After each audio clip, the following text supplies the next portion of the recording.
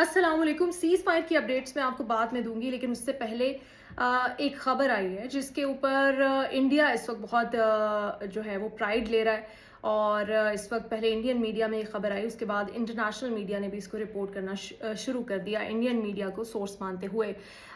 खबर वो ये दे रहे हैं कि पीएसएल खेलने के लिए जो इंटरनेशनल प्लेयर्स आए थे उन्हीं में से एक रशाद हुसैन भी थे, जिनकी जानिब से एक इंडियन मीडिया आउटलेट को अलेजिडली ये न्यूज़ दी गई कि जिस वक्त रावलपिंडी में अटैक होता है क्रिकेट स्टेडियम के बाद, उसके बाद जो सिचुएशन बनती है, उसके बाद इंटरनेशनल प्लेयर्स जो पाकिस्तान में मौजूद थे वो बहुत ही ज़्यादा ट्रॉमेटाइज हो गए, जो कि शायद होना भी चाहिए था। पूरा पाकिस्तानी कौम ट्रॉमेटाइज थी, तो वो तो क्रिकेटर्स हैं और फिर वैसे भी इंटरनेशनल प्लेयर्स थे, उनको तो होना भी चाहिए था। लेकिन जो इसमें मज़ीद मसाला लगाया गया, जो झूठ बोला गया, अलेजिडली उन्होंने कहा कि जो टॉम करन है वो रो रहे थे और सैम मिलिंग्स बहुत परेशान थे, और डेल मिचेल ने भी ऐसी बहुत सारी बातें की कि शायद हम कभी पाकिस्तान नहीं आएंगे, वी आर फीलिंग ट्रॉमेटाइज्ड, हम डर गए हैं, और वो ये सारी बातें उनकी जानिब से कोट की गई।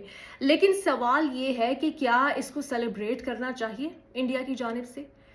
क्या वो इस वजह से खौफजदा थे कि रावलपिंडी क्रिकेट स्टेडियम के पास पाकिस्तान आर्मी ने अटैक किया था?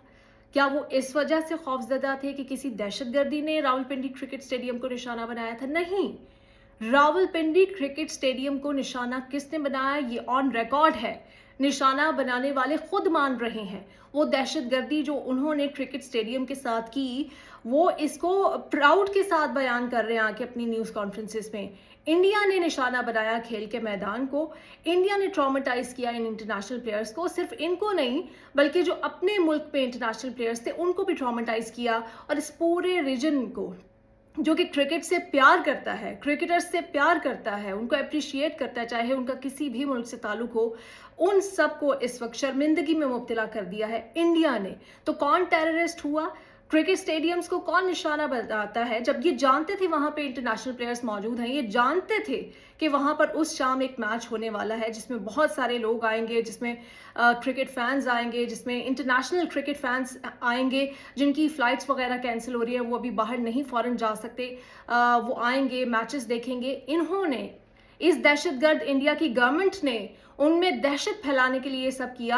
और अब अगर उनमें दहशत फैल गई, एलिजिडली, हमें नहीं पता कि वो रोए या वो ट्रॉमेटाइज थे, जितने थे नहीं थे, टेक्निकली हर कोई ट्रॉमेटाइज था, लेकिन अब उस खबर को बेस बना के पाकिस्तान को बैश कर रहे हैं, पाकिस्तान को ह्यूमिलिएट कर रहे हैं।